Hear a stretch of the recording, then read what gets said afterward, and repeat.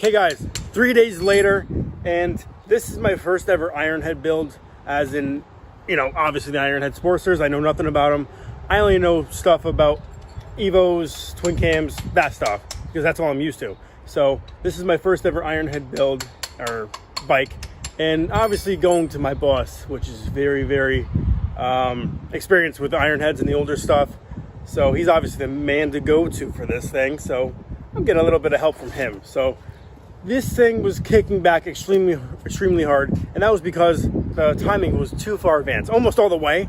So look at it, it's all the way advanced on the plate, so it has to go this way, retard it a little bit, and we'll have obviously less kickback because it won't be too far advanced, and it might actually run better, a lot better. Hey guys, so the old advanced unit was, the holes were oblong and they were just opening too much, too far advanced. So we got a new one in there now.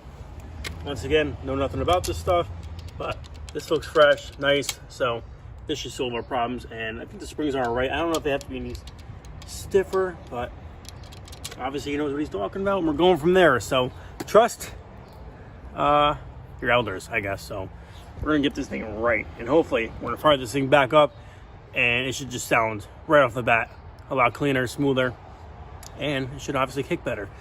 3 days later, my leg is almost healed, so my body was aching.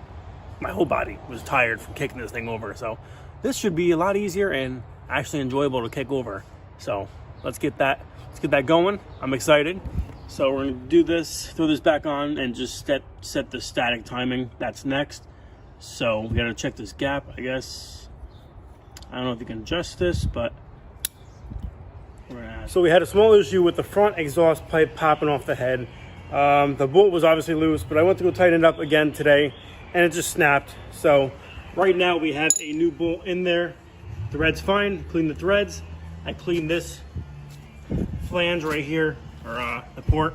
Clean the inside so it shouldn't slide off. So now throw this back on, tighten it up, and we hopefully shouldn't have that issue again with it popping off. So I'm gonna try and tighten it as much as I can, but yeah, should be fine. So the next little thing that I just want to mess with quick is this ignition right here. So it's a little bit tight in the cone just to rotate it. So I'm just going to take a little bit of sandpaper right here, 150 grit, just clean up the sides. So once we mount it in there flush, it should be able to clock it easy, no problem. It shouldn't get stuck. So we're going to do that real quick, and then we're going to set the static timing. You can see where it was last time, all the way on the end, which that's that far, too far advanced. So we should go right after this.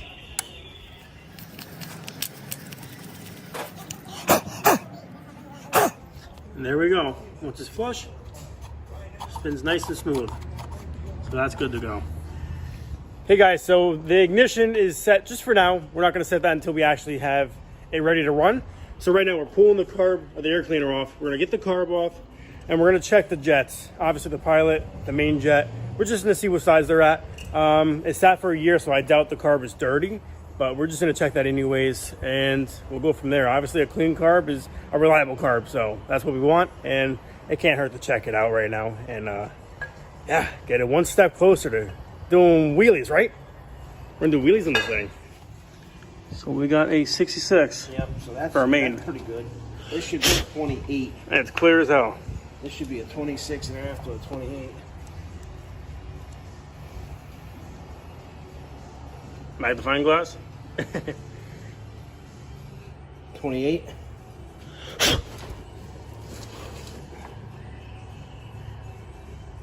Okay, so those are close, perfect, huh? Pretty close to start. Give me a 9/16 wrench. Look at the crud. Look at the crud in there.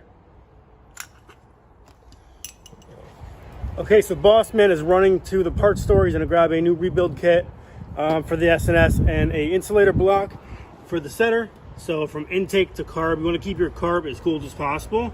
So obviously the intake's gonna get hot from the head. So if you add like a 1/4 inch insulator block in between, it's like brown, the 1/4 inch. It cools down the carb, it doesn't transfer the heat. So we're gonna grab one of those too. I'm just gonna try real quick. We got a table open right here, so we believe it's gonna be too long, but if I can at least get the wheel halfway on and snug the front wheel up, we're gonna give it a shot. So I'm gonna try and push the thing. It's like a foot longer than other bikes, so it might be okay, but it's also light enough to where I can push it pretty easy. So I'm gonna take you guys along the ride.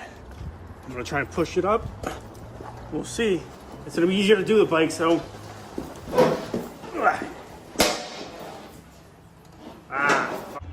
Okay guys, so we made it happen. So we got the thing up as far as I could. I got this under the back of the frame just so it's level now and can't go nowhere, but just for extra support.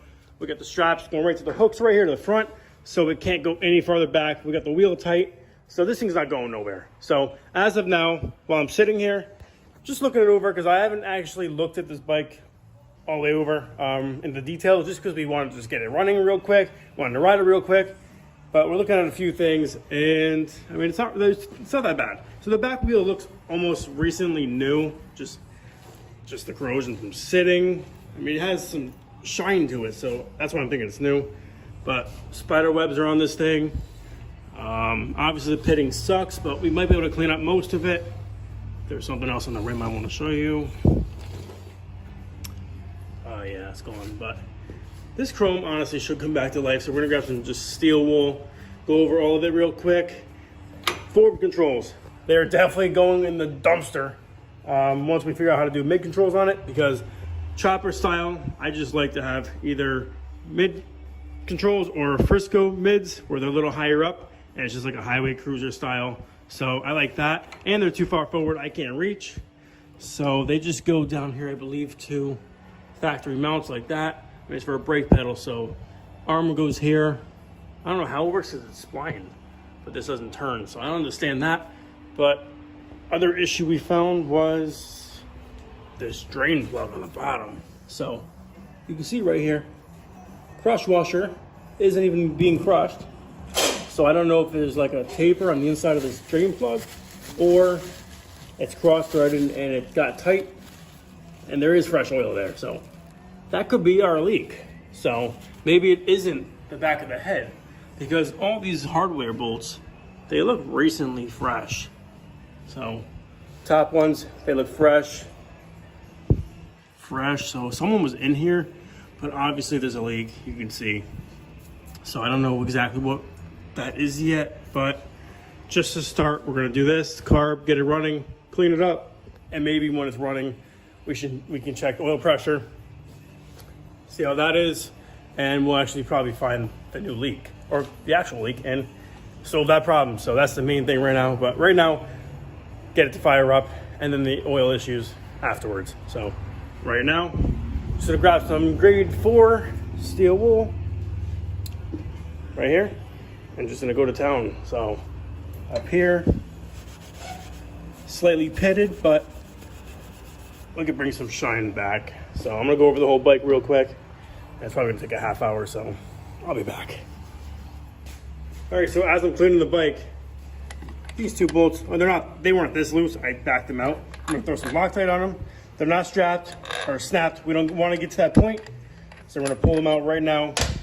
Throw a little blue Loctite on them, just tighten them up, because there's a lot of pressure on this cover when we're kicking this thing with all the compression. So blue Loctite, crank it down, and we're good there.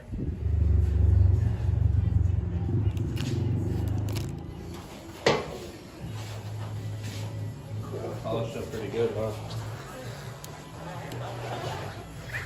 Look at that. It looks kind of good. Okay, guys, huge thanks to Rich the master.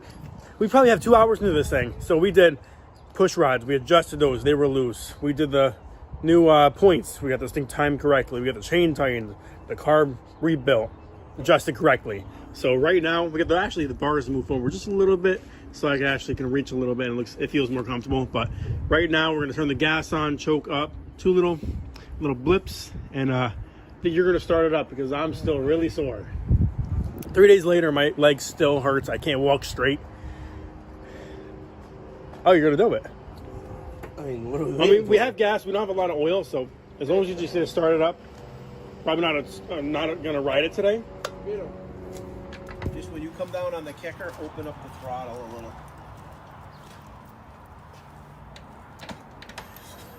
Get it all the way to the top and give it a cluck to kick. Jump down and open the throttle here.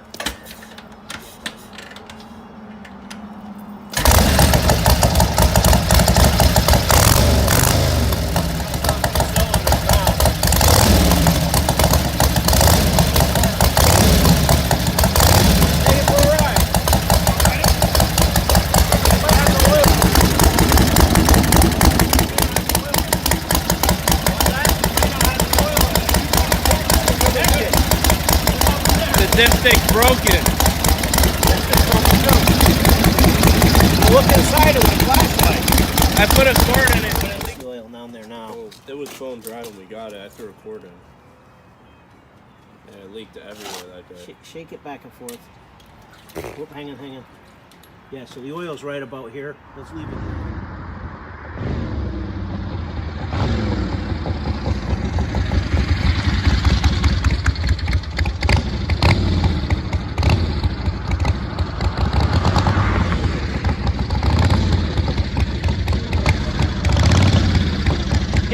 Give it a half clutch. Give it a half clutch. Do it with half the clutch. Give it a half clutch.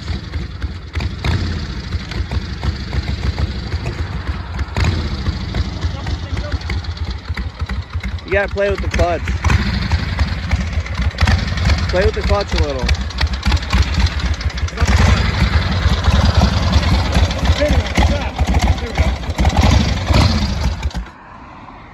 Brother. The shifter is the worst thing about the bike. Bro, run a fucking bolt through it. How's it been running though? It drove. It smells like oil real bad. Oh, it's leaking bad. Yeah, oil. Holy shit, that leak. Is it?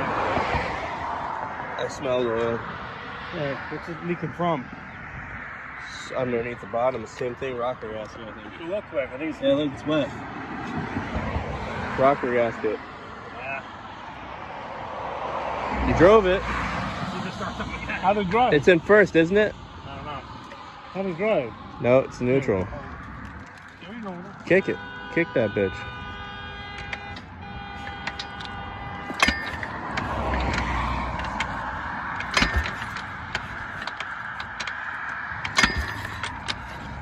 Shot now.